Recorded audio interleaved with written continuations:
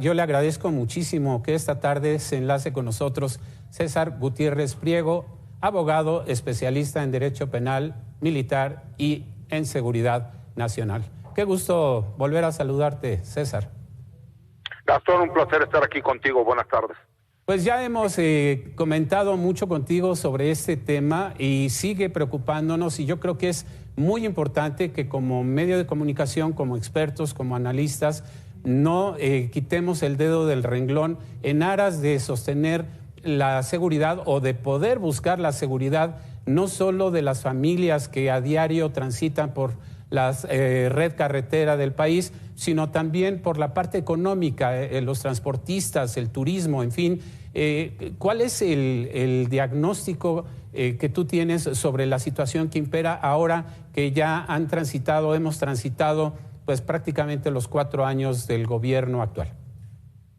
Mira, desafortunadamente se ha tratado de ir mejorando en los diferentes puntos que tiene la seguridad a nivel nacional. Las carreteras son uno de los puntos que queda de ver por una cuestión muy sencilla. La Guardia Nacional, dentro de las limitantes que tiene, ha intentado ir de la mano de lo que viene siendo la seguridad pública a nivel federal. Desafortunadamente hay muchos tramos que nosotros vemos a nivel nacional que tienen que ver tramos municipales, algunos estatales y otros federales. Desafortunadamente comentaba y creo que coincido, la Guardia Nacional tiene muchas limitantes respecto a todos estos secretos que se manejan a nivel federal respecto a cómo se manejan las carreteras. Y hay que entender algo, los grupos criminales tienen ciertos intereses en lo que es la ruta del tráfico de drogas hacia los Estados Unidos. Y por supuesto que vemos que hay una incidencia delictiva distinta en esas rutas que se van hacia los Estados Unidos y que son protegidas por parte de este grupo criminal. ¿Cómo? Pues incluso tratando de desviar la atención con diferentes delitos, porque lo importante es que el producto pase hacia al país vecino del norte. Eso, por supuesto, pues termina trayendo consecuencias a la población civil, pero aparte a este gran grupo de empresarios que a nivel nacional pues se dedican al transporte. Y creo que es uno de los puntos que no podemos perder de vista. Hablabas del narcotráfico, pero también tenemos ubicado el tema del huachicol. Se dice que a raíz de que ciertamente se intensificó la lucha contra esta práctica, también aumentó en la misma proporción la presencia de grupos criminales en las carreteras. ¿Estás de acuerdo en ello? Sí, por supuesto. Lo que pasa es que los números nos indican que es eso. Cuando tú piensas inhibir los delitos, estos delincuentes empiezan a dedicarse a actividades criminales diversas para tratar de todos esos recursos que se allegaban, por ejemplo, por el robo de combustibles, que es el huachicoleo, pues tengan que ser de alguna forma manejados hacia el grupo criminal en comento, ¿no? Llámese el que tú quieras mencionar. Cuando ven que ya no pueden seguir robando combustibles de la forma en que lo estaban haciendo, pues entonces diversifican la actividad criminal y ahora lo que buscan es por medio del robo en carreteras, al autotransporte, a la población civil, etcétera. Y ese es otro de los puntos, que es el famoso fenómeno cucaracha, ¿no? Tú puedes llegar y sacarlos de una actividad ilícita, pero desafortunadamente ellos corren a los estados circunvecinos o a su vez a otra actividad delictiva que les pueda dejar recursos para ellos reponer las pérdidas que el grupo criminal pudiese tener.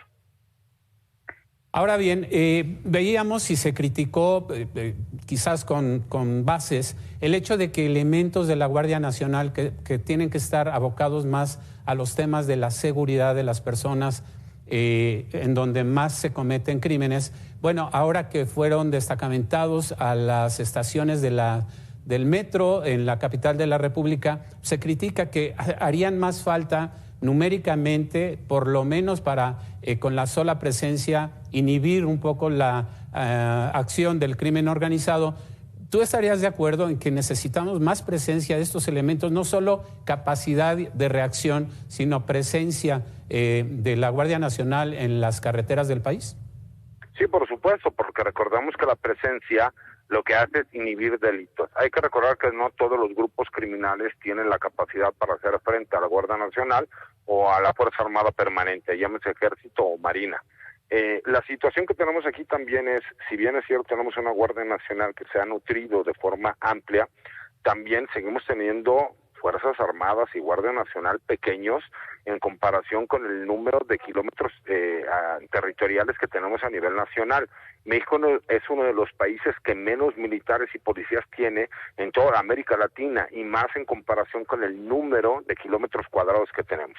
Pero también ha sido una cuestión que ha sido atacada políticamente, por lo cual no se autoriza que haya un mayor número de guardias nacionales y a su vez un mayor número de elementos, porque se maneja que supuestamente se quiere militarizar al país, cuando la realidad es que tenemos las necesidades reales de que la gente necesita seguridad pública y seguridad nacional.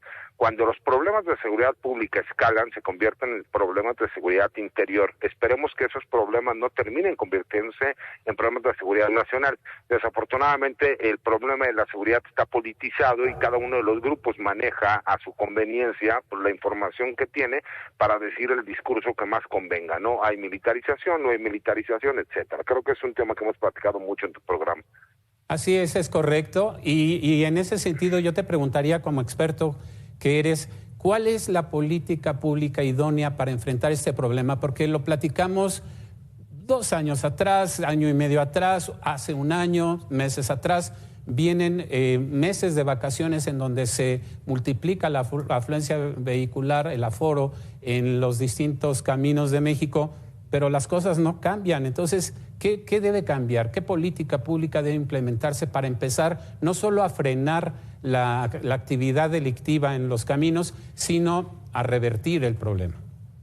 Mira, recordamos algo, Gastón. Si alguien tiene los datos duros es la autoridad. La autoridad sabe en dónde se maneja el mayor número de incidencia delictiva en el país, y ahí es donde tienen que iniciar estos operativos.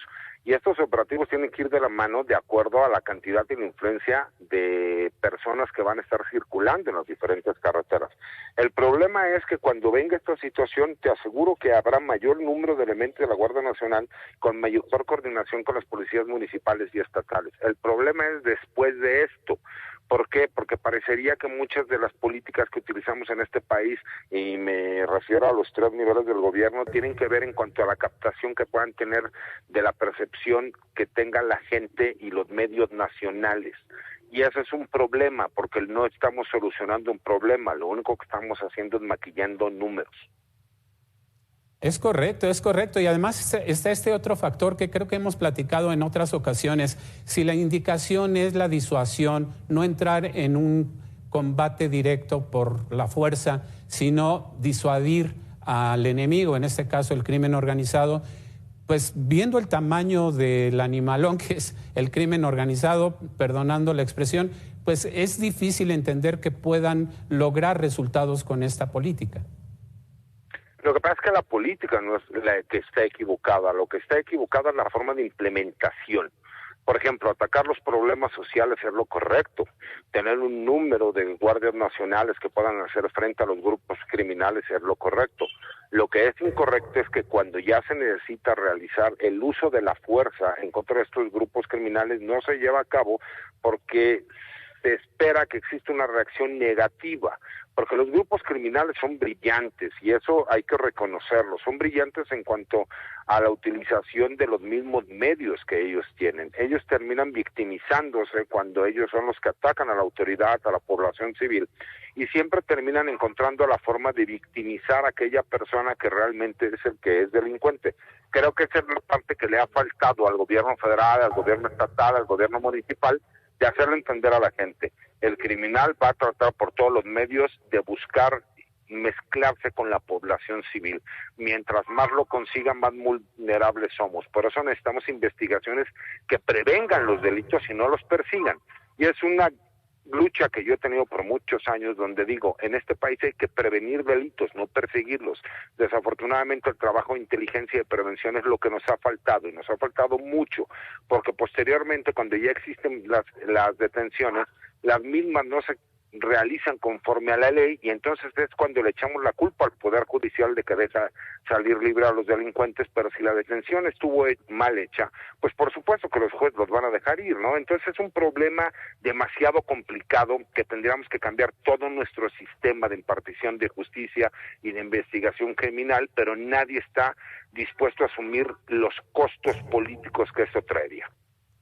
Totalmente, y además, bueno, más vale prevenir que remediar, como bien lo decías. Y ya para cerrar, y en este mismo sentido, en lo que todo esto se arregla, en lo que se adoptan nuevas políticas o nuevas estrategias, ¿qué decirle a la gente cada vez que va a salir a la carretera? Dependiendo, por supuesto, también veíamos hace un rato el mapa en donde está mayor la presencia del crimen organizado y, por supuesto, es del centro hacia el norte. ¿Qué decirle a la gente para prevenir y no remediar?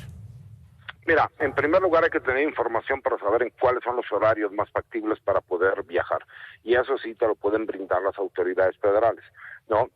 Cuáles son las mejores rutas que se pueden llevar a cabo, que muy posiblemente a veces la gente, por querer ahorrar un poco de dinero, prefieren no utilizar las vías principales o de cuota para irse por vías libres, ¿no? Y que en este momento lo mejor sería preferible ir por vías de cuota que están muchísimo más vigiladas, donde vemos una Guardia Nacional de forma constante y los horarios que sean los mejores que puedan ser para evitar cualquier situación que pudiese perjudicar su integridad física, su patrimonio y el de su familia.